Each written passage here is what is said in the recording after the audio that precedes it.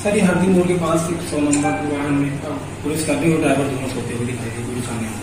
हाँ, एक वीडियो आपके माध्यम से पता चला है कि हरदी मोड़ पे एक डायनेट खड़ी थी, जिसमें जो ड्राइवर और जो पुलिसकर्मी थे उनका सोते हुए वीडियो बना हुआ है, जो कि वायरल है। और इसमें देखा जा रहा है और कब का घटनाक्रम है सही चीजों देखते हुए, और अगर गलती पाई जाती है तो उनके खिलाफ कार्रवाई भी की जाएगी। सर, अन्य पुलिसकर्मियों के लिए कोई संदेश भी देना चाहेंगे?